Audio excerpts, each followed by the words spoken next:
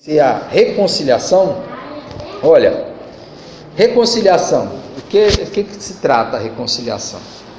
A gente está trabalhando, nessas 4 semanas, 4 imagens que são apresentadas por John Stott no livro A Cruz de Cristo da Salvação. E essas 4 imagens, é interessante falar sobre isso, porque as 4 imagens não são 4 estágios ou 4 etapas da salvação. Não, a salvação é uma ação de Deus. Deus nos salva. É uma ação só. Deus é que nos salva por causa da sua graça. Deus nos salva por causa daquilo que Cristo realizou na cruz. Então toda a nossa salvação ela está baseada no que Jesus fez por nós, né? A gente sabe disso, porque é pela graça sois salvos mediante a fé. Então só que essa salvação ela apresenta 4 imagens no Novo Testamento, na Bíblia, na verdade, na palavra de Deus, até mesmo no Antigo Testamento. No Antigo Testamento havia mais a questão de que haviam o Antigo Testamento era uma sombra do Novo Testamento. Então tudo o que acontecia, inclusive a respeito, por exemplo, da propiciação, que havia o propiciatório, era na verdade apenas uma imagem ou uma sombra do que haveria de vir. Era uma representação. O sangue derramado do cordeiro, dos animais, era a representação do sangue de quem? De Cristo. Jesus, ele é o cordeiro de Deus que tira o pecado do mundo. Então, havia também a imagem da redenção. Deus redimiu o povo de Israel e resgatou o povo de Israel do Egito. Resgatou e comprou e tirou. Inclusive a Páscoa surgiu quando eles estavam no Egito. Então, aquele derramar do sangue dos cordeiros ali, que eles participavam da Páscoa, representava a retirada, a libertação do povo da escravidão. Era uma representação da nossa libertação espiritual. A nossa Páscoa, quem é? Jesus. Ele também é o cordeiro, que é a nossa Páscoa. E aí nós fomos resgatados. E como fomos resgatados? O que então? Nós estudamos propiciação, que é o sangue que desvia a ira de Deus que vem sobre o pecado, sobre o pecador. Nós pecadores éramos antes o quê? Filhos da ira, como o apóstolo Paulo. Nós éramos filhos da ira, porque vivíamos no pecado. Mas o pecado, a ira de Deus é desviada de nós por meio da propiciação realizada pelo sangue de Jesus. Então nós estudamos propiciação nos primeiros dias, na primeira semana. Junto com a redenção, que é o resgate. O sangue de Jesus foi o preço que Deus pagou, que o próprio Cristo pagou, nos resgatando e pagando o preço, comprando-nos, porque éramos escravos. O preço do resgate, ele foi comprado pelo sangue de Jesus. E aí nós fomos comprados e libertos da escravidão do pecado e da lei. E aí Deus nos resgatou. E a terceira imagem, que foi semana passada que estudamos, foi a justificação. Ou seja, no tribunal, Deus julgou e poderia ter nos condenado com base na lei. E a lei garante que somos pecadores. A lei nos mostra que somos pecadores. Se nós olharmos para a lei, lemos a lei, e nós vamos entender o que? Que nós não andamos de acordo com a lei. Só para ter um exemplo, vocês lembram da história do jovem rico. Eu até já preguei aqui sobre o jovem rico. Qual era o problema do jovem rico?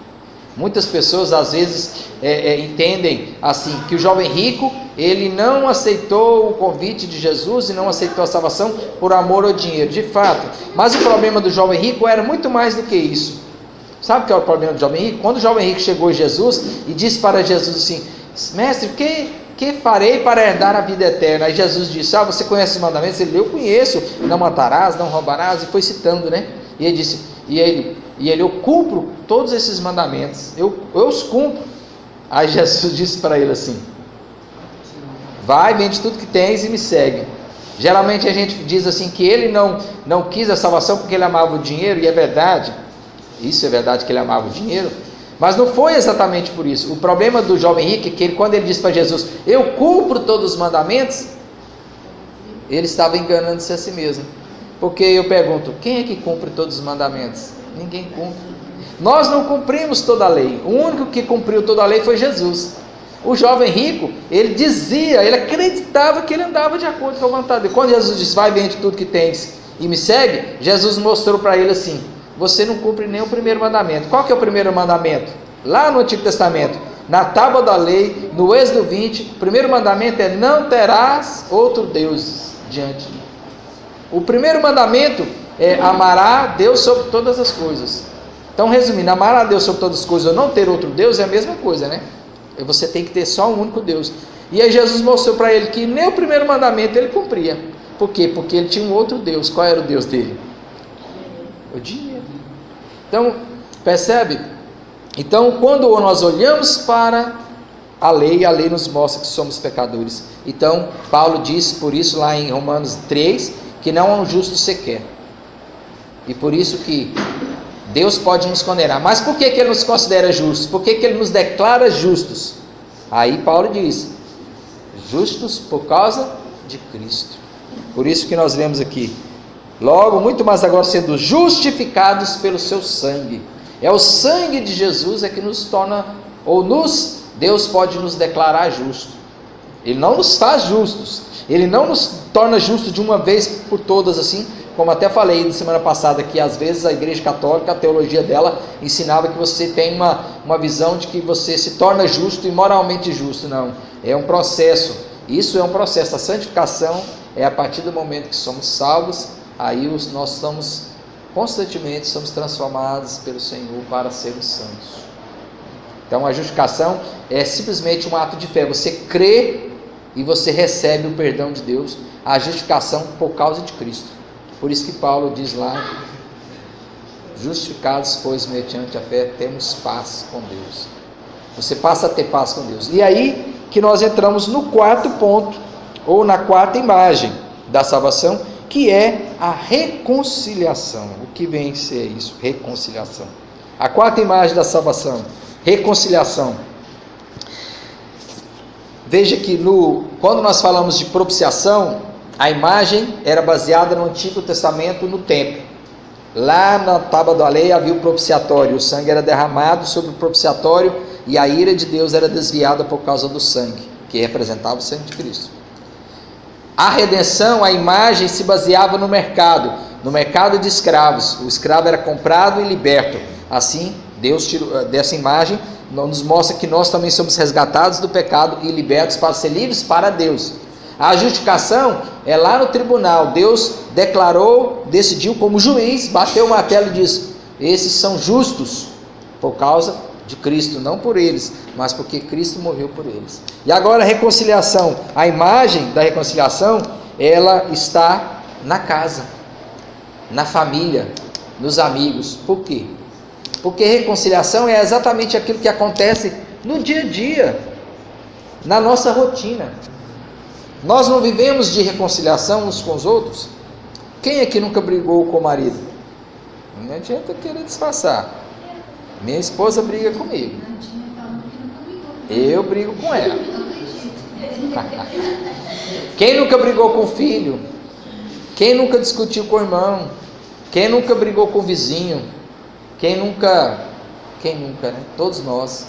A gente discute, briga, mas aí a gente vai e reconcilia. A reconciliação não é nada mais do que o perdão, você reconhecer e perdoar o próximo e acabar com aquela inimizade, né? Porque nós éramos inimigos de Deus. É forte isso, mas a Bíblia não fala isso? Éramos ou não éramos inimigos de Deus? A Bíblia não mostra isso? Olha o que diz aqui. Esse texto fala que nós fomos reconciliados, o texto que nós lemos. Nós seremos salvos da ira. Por quê? Porque a ira de Deus estava sobre nós. Versículo 10. Porque se nós, quando inimigos, fomos reconciliados com Deus. Versículo 10. Romanos 5, 10. Reconciliados. Éramos inimigos. E é tão forte isso, que a Bíblia diz não apenas que nós éramos inimigos de Deus, mas Deus também era o nosso inimigo. Você sabia disso? Deus era nosso inimigo também. Por quê? Mas Deus nos ama? Ama, mas Ele era inimigo por causa do nosso pecado. Deus, Ele é santo, perfeito, e nosso pecado fere a santidade de Deus. Então Deus, por causa dos nossos pecados, Ele era nosso inimigo. Nós não podemos deixar de reconhecer isso. Ele era o nosso inimigo. Então Deus, ele queria e ele buscou a reconciliação. E é tão interessante, isso é tão maravilhoso, que o próprio Deus, que era o nosso inimigo, ele procurou reconciliar-se conosco. Quando a gente está brigado com alguém, e é interessante porque a gente vê isso na prática no dia a dia. A semana passada, ou há umas 2 semanas, eu não me lembro, a irmã Rosária deu um exemplo aqui. Não foi, irmã Rosária? Ela disse assim, que ela tinha uma vizinha. Era vizinha? Ela é tia do meu neto. Isso, tia do neto dela. Meio aparentada então assim, né? Tia do neto dela. Não tem nenhum parentesco com ela, mas tem com o neto dela. E ela não estava conversando com ela, né? Ficou assim com raiva, ela nem sabe tanto, não sabe muito bem o motivo, mas ela percebeu que ela precisava ir lá e conversar, e reconciliar, e pedir perdão. Foi o que ela fez. Sabe, a gente não se sente mal quando a gente está brigado com outro, a gente tem que buscar o perdão. Deus, ele por amor, aí algumas pessoas dizem, mas Deus, ele amou, e ele, tipo assim, vai esquecer tudo. Não é bem assim. A santidade dele é perfeita. Então quando a gente fere, a ira dele está sobre nós. Por causa da santidade e o pecado, o que a Bíblia diz? Que os nossos pecados fazem separação entre nós e o nosso Deus.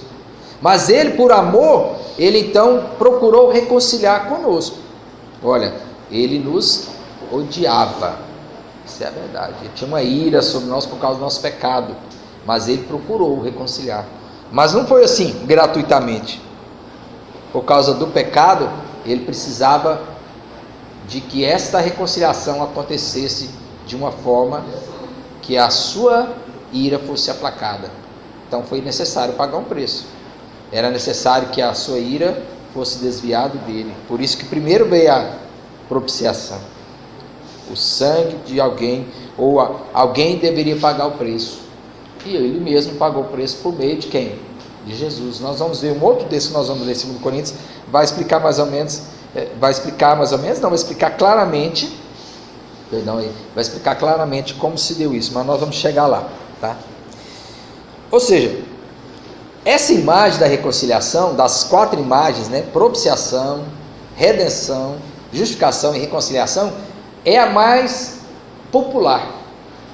Sabe, quando a gente fala de salvação, é a imagem que mais agrada as pessoas também. Pelo fato de que, quando se fala de reconciliação, a gente pensa logo Deus se voltando para nós, Deus voltando a ser nosso amigo, Deus voltando o seu amor para conosco, né? Deus voltando a demonstrar o seu amor para conosco, e todo mundo quer isso. Quem não quer voltar a ter o amor e o relacionamento com Deus? Então essa 4ª imagem, ela é uma imagem muito popular, porque as pessoas gostam disso, porque mostra uma excelente notícia para um mundo que está cada vez mais alienado. Sabe o que é alienado? É separado. Alienado é longe. Sabe, alienado é no sentido de que é excluído. Nós vemos um mundo de exclusão. Existe todos os tipos de alienação. Existe alienação política, existe alienação financeira, existe a alienação social. Nós vivemos um mundo que exclui. Os grandes, vamos dizer, sábios, os grandes pensadores, eles chamam de alienados todos aqueles que não conhecem ou não têm muito esclarecimento, e dizem que são alienados e acreditam em qualquer coisa. Existe alienação política também, daquelas pessoas que eles dizem assim, não, vocês são alienados políticos, não sabem a verdade dos fatos, e dizem isso. Mas o próprio mundo, as próprias pessoas, os próprios poderosos alienam o povo. O povo é alienado, porque o povo é excluído, e muitas vezes ele é excluído dos planos daqueles que estão lá em cima. Nós vemos um mundo assim, em que os menos favorecidos são cada vez mais alienados dos projetos. Ainda mais nos dias de hoje, que a gente tem visto tanta corrupção, né? Aqueles que estão lá para nos defender, para administrar bem os nossos, para administrar os nossos impostos, para administrar a riqueza do país. Então, construir escolas, postos de saúde, hospitais e garantir para a nossa segurança. Não, eles estão mais preocupados em encher os seus bolsos, suas contas bancárias. E aí o que acontece? Alienação. Somos alienados da proteção do Estado, somos alienados da saúde. Não temos saúde, não temos segurança, não temos educação de qualidade. Por quê? Porque foi tirado de nós. Pagamos os impostos, mas vai parar lá no bolso dos senadores, deputados corruptos e outros políticos corruptos. Isso é alienação. Então nós queremos, neste mundo de exclusão, ser acolhidos.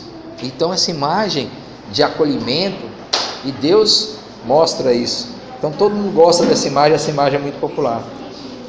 Agora, tem uma coisa interessante. Apesar da reconciliação falar de paz e ter como resultado principal a paz, não é isso que Paulo diz lá em Romanos 5:1? Veja o que ele diz aí, Romanos 5:1, nós lemos lá no versículo 9, né? Mas agora o versículo 1 diz o quê? Justificados, pois, mediante a fé, temos paz com Deus por meio de nosso Senhor Jesus Cristo. Ou seja, é isso que é reconciliação, é ter paz novamente com Deus, é não ser mais inimigo de Deus, é não estar mais separado de Deus, é não estar mais alienado de Deus. Esse é o resultado, isso é o mais importante, a reconciliação. Mas apesar disso, apesar de ser isso, a paz ser o maior resultado, essa paz é o quê? A paz com Deus, não é a paz consigo mesmo. Algumas pessoas entendem errado essa ideia e falam não de paz com Deus, mas falam na verdade de uma paz consigo mesmo. Eu preciso ter paz comigo mesmo, eu preciso ter paz e sentir a paz no meu coração e viver tranquilamente tendo paz. O mais importante é que eu tenho paz, e se eu tenho paz no meu coração, isso é o que importa. Mas muitas vezes a pessoa tem paz no coração fazendo coisas erradas. Isso não é o que, a paz consigo mesmo não é o mais importante, é a paz com Deus, não é a paz consigo mesmo. Não é você ter paz porque agora você está tranquilo, você pagou todas as suas dívidas, você agora você não cometeu nenhum crime, você não deve nada na justiça, então você está em paz consigo mesmo. Mas e as pazes com Deus, você já fez? Isso que as pessoas têm que levar em consideração, mas muitos não levam. A paz verdadeira da reconciliação é a paz com Deus, porque nós estávamos antes separados de quem? De Deus. O versículo 10 é isso que diz. Nós acabamos de ler esse texto, versículo 10 diz isso: éramos inimigos de Deus, fomos reconciliados com Deus mediante a morte do seu Filho. Muito mais, estamos já reconciliados, seremos salvos pela sua vida. Então a reconciliação é união com Deus, não é uma paz interna, não é aquela paz que as pessoas muitas vezes buscam. Eu preciso de paz, mas só tem a vida de paz consigo mesmo e não paz com Deus. Então essa é a primeira coisa. Mas outro detalhe importante: quais são os frutos da reconciliação? Quais são as bênçãos da reconciliação? São duas bênçãos principais. A primeira delas é a adoção. A adoção. Olha, o primeiro fruto ou bênção que podemos compreender e que é apresentado não só por Paulo, mas também pelo próprio Jesus e também por João, é a adoção. Ou seja, a reconciliação, ela nos leva de volta à ideia de que somos filhos de quem? De quem? De quem nós somos filhos? De Deus. Olha, o próprio Jesus diz lá em Mateus 6, na oração do mais famosa que existe, né? 6:9, o que diz? A oração que ele ensina é a oração famosa do Pai Nosso. Olha, a própria oração já diz o nome: Pai Nosso que estás no céu, santificado seja o teu nome. O próprio Jesus nos ensinou a chamar Deus de quê? De Pai. Isso é muito importante, sabe? Porque no Antigo Testamento nenhum profeta, a maioria dos profetas, na verdade, não digo nenhum, mas a maioria dos profetas não tinha o costume, nem mesmo os pastores, né, líderes, sacerdotes tinham o costume de chamar Deus de Pai. Mas o próprio Jesus, ele ensinou isso. Um dos ensinos dele foi que nós devemos chamar a Deus de Pai. Isso é um fruto da reconciliação. Antes nós éramos inimigos, éramos vistos como inimigos de Deus, e agora nós somos vistos não apenas como amigos reconciliados, mas agora como filhos. Jesus diz isso. Quando ele nos fala também acerca do cuidar de Deus, ele diz o quê? Não estejais ansiosos por coisa alguma, pelo que haveis de beber, ou pelo que haveis de comer, ou pelo que haveis de vestir, porque o vosso Pai Celeste sabe que precisam de todas essas coisas. Então tudo isso Jesus ensinou. João também ensina isso, lá no Evangelho, no capítulo 1, versículo 12 e 13, o que João diz? Vamos ler lá? João, capítulo 1, João 1, versículos 12 e 13, olha o que João diz: mas a todos quantos o receberam, está falando de quem? De Jesus, né? Mas a todos quantos o receberam, deu-lhes o poder de serem feitos filhos de Deus, a saber, aos que creem no seu nome, os quais não nasceram do sangue, nem da vontade da carne, nem da vontade do homem, mas de Deus. Ou seja, que João está ensinando? Que aquele que nasceu de Deus, não da vontade do homem, nem da vontade de Deus, mas pela fé nasceu de Deus, ele agora é o filho de quem? De Deus. Então a adoção, ela vem como fruto da reconciliação, fruto do nosso novo nascimento. João mostra isso, que é pelo meio do novo nascimento, do nascer de Deus. Então Jesus ensina sobre a adoção, João nos ensina sobre a adoção, e Paulo, mais especificamente Paulo, falando a respeito da reconciliação, ele nos ensina em Romanos 8, 14 e 17, é outro texto que nós vamos ler. Romanos, o mesmo livro que nós estávamos lendo agora há pouco, 8, 14 e 17, veja o que Paulo diz aí: pois todos os que são guiados pelo Espírito de Deus são filhos de Deus, porque não recebestes o espírito de escravidão para viveres outra vez atemorizados, mas recebestes o espírito de adoção, baseado no qual clamamos Abba, Pai. O próprio Espírito testifica com o nosso espírito que somos filhos de Deus. Ora, se somos filhos, somos também herdeiros, herdeiros de Deus e co-herdeiros com Cristo. Se com Ele sofremos, também com Ele seremos glorificados. Ou seja, por meio de toda a obra de Jesus, por meio daquilo que Jesus fez, agora o nosso próprio Espírito testifica, é testificado na verdade o nosso Espírito pelo próprio Espírito de Deus. O Espírito Santo testifica com o nosso Espírito que nós somos filhos de quem? De Deus. Mas quando é que Ele faz isso? Quando fomos reconciliados por Deus. Todo mundo diz, todo mundo é filho de Deus. As pessoas têm que dizer, né? Deus é Pai, todo mundo é filho de Deus. Mas a palavra de Deus não diz isso. A palavra de Deus diz o quê? Que aqueles que foram reconciliados. João disse lá, olha, a todos aqueles que nasceram de Deus, aqueles que creem no seu nome, Deus deu-lhes o poder de serem feitos filhos de Deus. Porque a nossa filiação de Deus, ela é natural ou é adotar, ou é por meio da adoção? Nós somos filhos de Deus pela nossa própria natureza ou porque Deus nos adotou como seus filhos? Porque nos adotou. Quem é filho natural de Deus é só Jesus, né? Ele é o unigênito, o único filho de Deus é Jesus. Nós fomos adotados. Antes nós éramos filhos de quem? O que a Bíblia diz lá em Efésios 2? Que éramos por natureza filhos da ira. O que significa isso? Filhos da ira. Éramos destinados à perdição. Todo homem já nasce condenado no pecado. O pecado nos separa de Deus. Todo mundo nasce no pecado, mas aí nós nos tornamos filhos de Deus por causa de Cristo. Por causa de Cristo nós nos tornamos filhos de Deus. Isso não é maravilhoso? Isso é algo tremendo, porque isso nos mostra que a adoção é um fruto maravilhoso da reconciliação. Fomos reconciliados. O segundo fruto é o acesso. A segunda bênção, o fruto da reconciliação é o acesso. Ou seja, o que é o acesso? É a liberdade para a comunhão que antes era impossível.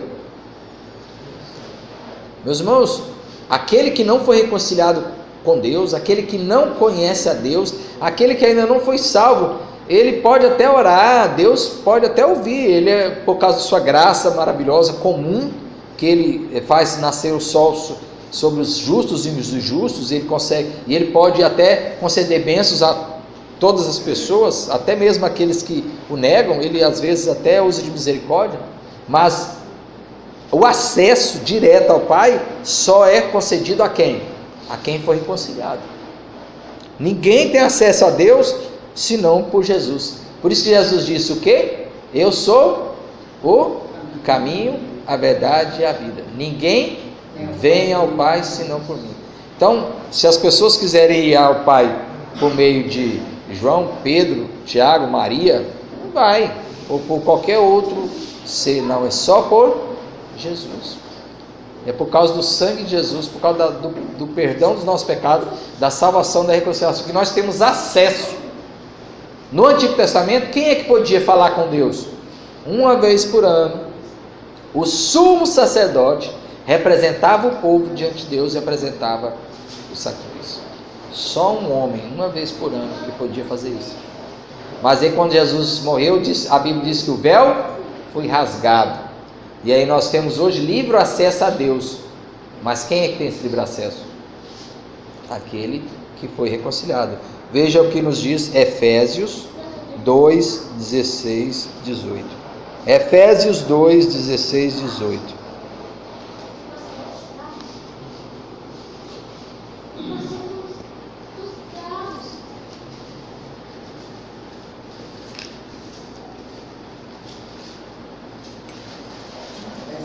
Efésios 2.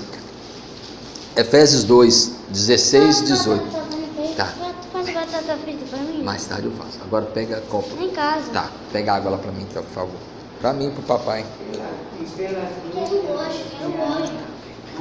quero hoje. Tá, tem água. Com ele a inimizade. E vindo ele evangelizou a paz de todos que estavam longe aos que estavam perto, porque por ele ambos temos acesso ao Pai em um mesmo Espírito. Amém. Veja só. Por ele, por quem? Por ele quem, gente? É por ele quem? Que é o texto de Paulo está falando de ele quem? Ele. Uhum. Por ele, Jesus, nós temos ambos acesso ao Pai. Esse ambos aqui, Paulo está falando de dois povos, né, que eram os judeus e os gentios, ou seja, os judeus e todos os demais. Gentios são todos aqueles que não são judeus. Paulo está nesse capítulo 2 falando da reconciliação entre os judeus que tinham a lei, que possuíam a lei, mas eles não gostavam dos demais povos, que eram os gentios, ou seja, todos nós, todos os demais povos do mundo. Mas Paulo vai dizer, olha, agora diante de Deus não há diferença entre judeu e gentil, todos são um só povo, porque ambos temos acesso a quem? Ao Pai. Não importa se é judeu, se é gentil, agora Deus não faz mais diferença não. Na verdade ele nunca fez a diferença. Deus amou todos os povos, ele escolheu o povo judeu para que por meio do povo judeu o seu nome fosse glorificado e fosse conhecido, mas infelizmente os judeus não levaram a mensagem ao mundo inteiro, mas foi por meio dos judeus que realmente veio Jesus. Foi por meio dos judeus também que vieram os primeiros discípulos. Então ele de fato fez de ambos os povos um só povo, e por meio dele ele então fez com que todos tivessem acesso ao Pai em um Espírito. Não existe mais diferença, nós temos acesso. Sabe o que significa? Que nós podemos falar diretamente com Deus. Por que nós não usamos o termo sacerdote nas nossas igrejas protestantes? O termo sacerdote ainda é usado na igreja católica, mas nós não usamos na igreja protestante. Por quê? Porque exatamente o termo sacerdote significava aquele que era a voz do povo para Deus. O sacerdote era o único que tinha acesso a falar com Deus.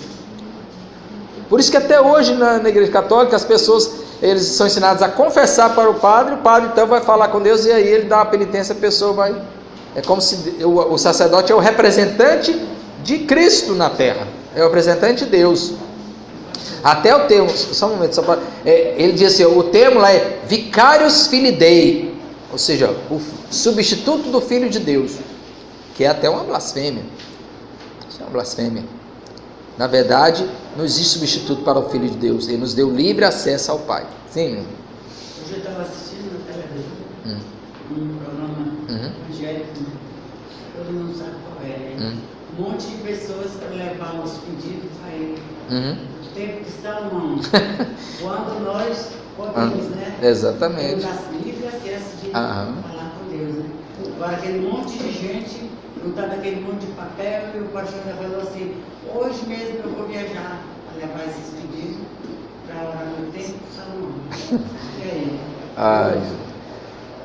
O tempo de Salomão, o próprio tempo, a ideia do tempo já é uma coisa absurda, porque Paulo diz claramente que isso eram todas sombras das coisas que havia. Cristo, ele é cumprimento de toda a lei. Cristo, ele nos livrou de toda a maldição da lei. Então tudo que existia na lei, toda aquela ideia passada do templo, tudo aquilo é do passado, aquilo já não tem valor algum, porque Cristo agora que é a realidade.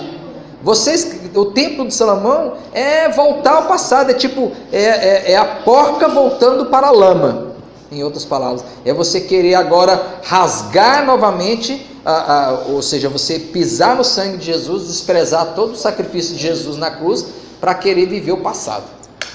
Essa é a pura realidade. Porque agora nós temos o quê? Livre acesso a Deus. Não existe isso de nós agora temos que buscar, não. Primeira carta de Pedro 3,18. Primeira carta de Pedro 3,18, veja o que diz aí. Primeira carta de Pedro 3,18. Pois também Cristo morreu uma única vez pelos pecados, o justo pelos injustos, para conduzir-vos a Deus, morto-se na carne, mas vivificado no Espírito. Ou seja, para conduzir-vos, para vocês terem acesso, para terem acesso. Essa é a ideia. Hebreus 10, 19 a 22, é outro texto maravilhoso. Hebreus 10, 19 a 22, que nos diz assim: tendo, irmãos, intrepidez para entrar no Santo dos Santos pelo sangue de Jesus, pelo novo e vivo caminho que ele nos consagrou pelo véu, isto é, pela sua carne, e tendo grande sacerdote sobre a casa de Deus, aproximemo-nos com sincero coração e plena certeza de fé, tendo o coração purificado de má consciência e lavado o corpo com água pura. Ou seja, o autor aqui da carta aos Hebreus está usando a figura do Antigo Testamento para dizer que agora nós podemos nos aproximar e com intrepidez, coragem, entrar no Santo dos Santos, porque era proibido, ninguém podia entrar no seu sumo sacerdote, mas agora nós podemos entrar por causa de quem? Do sangue de Jesus, porque ele é o sumo sacerdote que uma vez para sempre morreu, para que nós pudéssemos ter acesso a Deus. Não existe nada que nos impeça a ter comunhão com Deus, nada. Este foi um fruto da reconciliação. A adoção, agora nós somos filhos de Deus e agora nós temos livre acesso. Qualquer um pode orar. Nós não precisamos mais de sacerdote. A gente muitas vezes até tem um pouco disso no meio evangélico, sabia? Porque às vezes fala assim, eu vou pedir para o pastor orar por mim. É bom a gente pedir o pastor para orar, mas também pode pedir o irmão, você pode orar pelo pastor. Por quê? Porque o sacerdócio agora é universal. Não é a oração do pastor não tem mais poder do que a oração do irmão mais simples, não. Todas as orações são atendidas quando elas são feitas com fé, porque na verdade o poder está na oração ou no que atende a oração? Em Deus, não é na oração.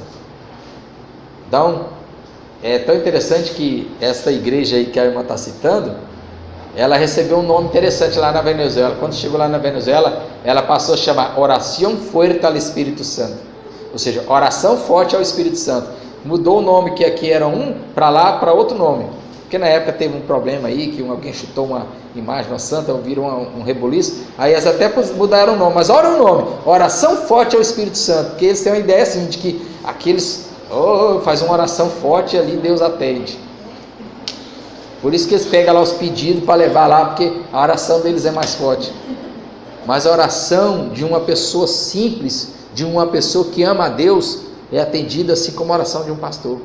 Deus não faz diferença entre pastor e ovelha, entre uma pessoa simples, entre a oração da irmã Rosária e a minha oração. Por isso que a gente sempre era, irmã Rosária, eu pedi a irmã Rosária para orar hoje. Eu pedi a irmã, não, eu não sei orar. Eu falei, não, irmã, pode orar, não precisa ter medo de orar, não, não fica com vergonha de orar, não. Né? Nós vamos fazer uma inauguração da igreja em Vitória do Xingu, né? É jesuíta. Aí nós sentamos, uma caravana, aí eu estou perto do menino. Aí foi na hora, o pastor colocou ela para orar. Aí ela ficou no pé louco sem querer orar, né? Ela me cutucava assim, né? Aí eu levantei e fui orar, né? Mas ainda deu uma lavagem nela, né? Como é que você tem vergonha? Porque a palavra desse, aquele que se vergonhar de mim, né? Eu também me vergonharei. Desde esse dia ela começou a orar. Aí nunca mais ela teve vergonha de orar, né? E eu vou dar decepção para ela. Vergonha de orar. Ficou com vergonha de orar. Então, para mim, depois que eu mandei orar a primeira vez, quando eu cheguei em casa, eu falei para minhas filhas, que eu frequentei o igreja há 20 anos. O pastor nunca mandou eu orar. Me mandar na frente e dizer, faça uma oração aí, irmão. E nesse dia eu me senti muito feliz quando o pastor mandou eu orar. Dependendo da... Eu orei. Pode falar que a pessoa fala. Nós não temos que preocupar em fazer aquelas orações bonitas, não, porque você já viu aquela oração, né? Até o teu estudo ontem lá na Central foi sobre a oração do fariseu e do publicano. Vocês lembram dessa parábola? Olha a oração bonita do fariseu. Ó Deus, eu te agradeço porque eu não sou como os demais homens, todo cheio de pompa. Mas na verdade era uma oração toda orgulhosa, falando dos feitos dele, né? Já o publicano, ó Deus, ser propício a mim porque eu sou pecador. Aí ele reconheceu o pecado dele e aí Jesus disse que ele saiu justificado, o publicano. E aquele todo cheio de pompa lá, o fariseu, não foi justificado. Por quê? Porque ele se orgulhou, se encheu de pompa, né? Nós não temos que, na verdade, nós não precisamos de pompa, né? Então, meus irmãos, nosso estudo aqui, vamos estar, por causa do nosso tempo, apenas vou citar essa parte aqui, né? Dentro do tema da reconciliação, ainda preciso falar do aspecto horizontal. O que é isso? Porque quando a gente fala de reconciliação, existe o aspecto vertical. Vertical é para cima, né? Vertical nesse sentido, de baixo para cima.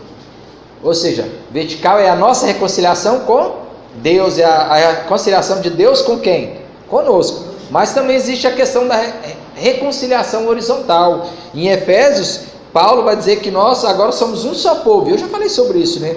Foi o texto que eu citei, que é de Efésios capítulo 2. Existem os demais versículos, é um texto grande, eu não vou citar, até para a gente ganhar tempo, porque o nosso tempo está curto. Mas Efésios 2, de 11 a 22, Paulo vai falar exatamente sobre isso. Que Deus agora não tem diferença mais para ele. Em Cristo, judeu e gentio é um povo só. Por isso que lembra que eu falei aqui, que Deus fez de ambos um só povo. E agora todos temos acesso ao Pai. Então não existe mais diferença. Então houve a reconciliação, porque judeu, ele não tratava bem o gentio. Ele desprezava o gentio, e o gentio também não gostava do judeu, e havia aquela inimizade. Mas agora Paulo vai mostrar que ele, inclusive ele sendo judeu, essa barreira já não existe mais. Por isso o judeu não pode mais desprezar o gentio, assim como o gentio também não pode desprezar o judeu. Não há diferença, porque ambos dependem de Cristo. Então ele também reconciliou todas as coisas, Colossenses 1, de 15 a 20, nós não vamos ler. Mas vamos mais para a parte final, porque são esses dois últimos pontos aqui que é mais importante. Quem é o autor da reconciliação? Isso é muito importante. Quem é o autor? Aqui nós chegamos ao ponto mais importante. Qual é o papel de cada um na reconciliação? O de Deus Pai, o de Cristo e o nosso. Nós temos um papel na reconciliação? Vamos ver se temos. O texto-chave é 2ª Carta aos Coríntios 18, 5, 18 a 21. Esse texto é muito importante. 2ª Carta de Paulo aos Coríntios, capítulo 5, 18 a 21.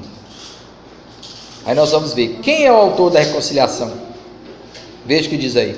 Ora, segundo os Coríntios 5, vamos esperar os irmãos contarem, versículos 18 até o 21.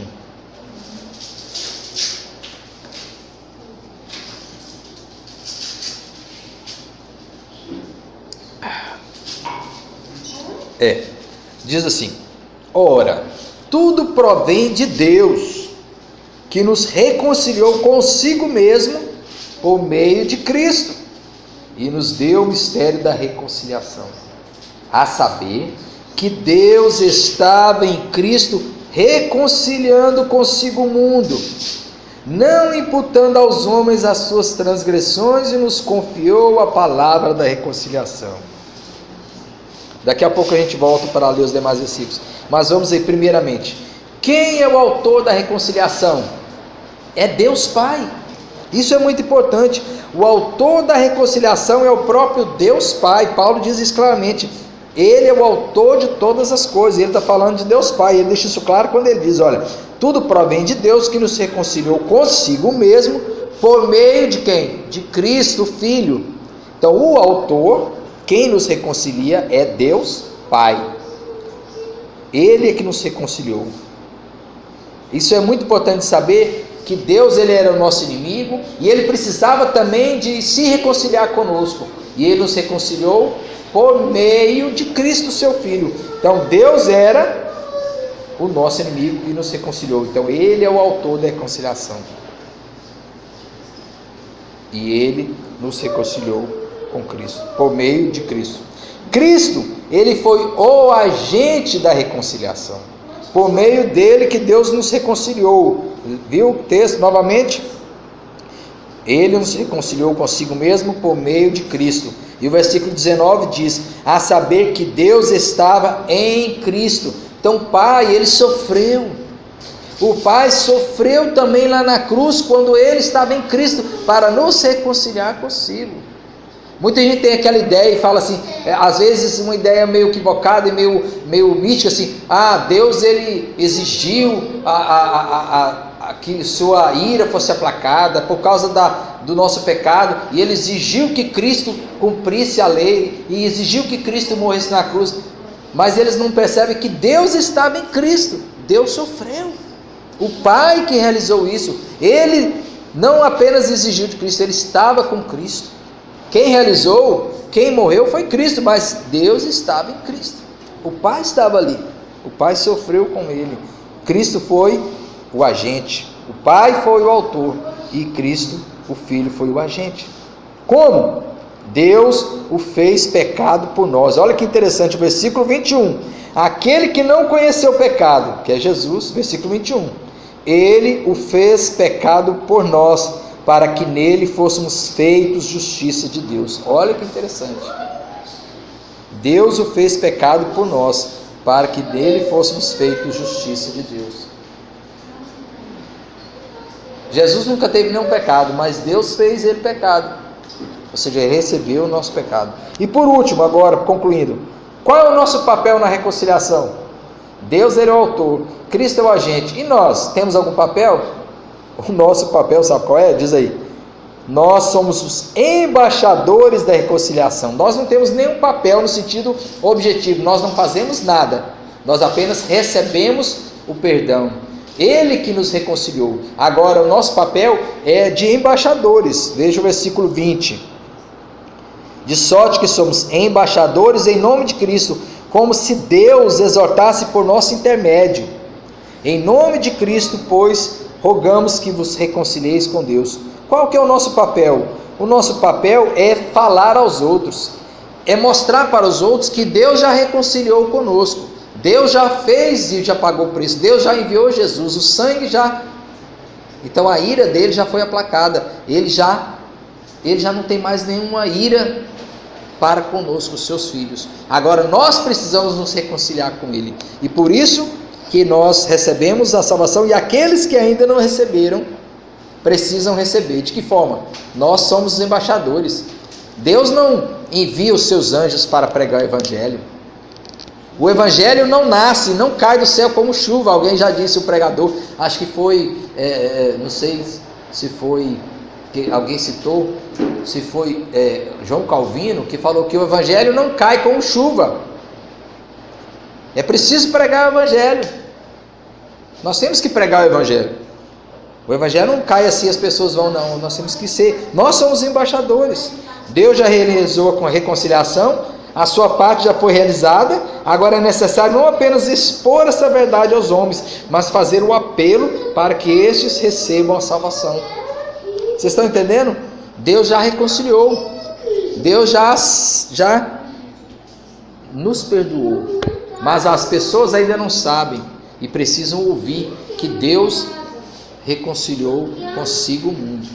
E agora as pessoas que precisam, é como eu poder chegar aqui, a irmã Esmeralda estava brigada com a irmã Bazinha, né? Bazinha, né? Isso, elas estavam brigadas com uma briga lá.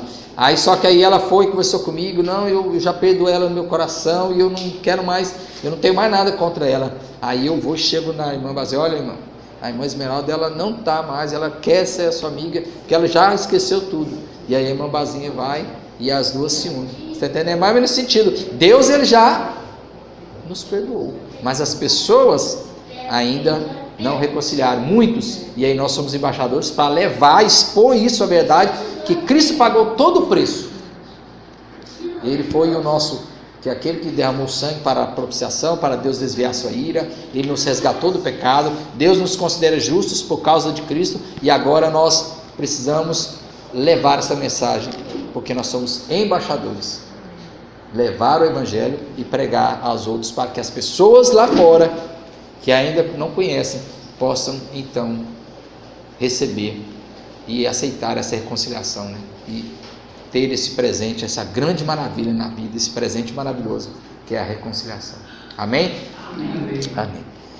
Amém. Deus é maravilhoso e isso é um ensino maravilhoso que Deus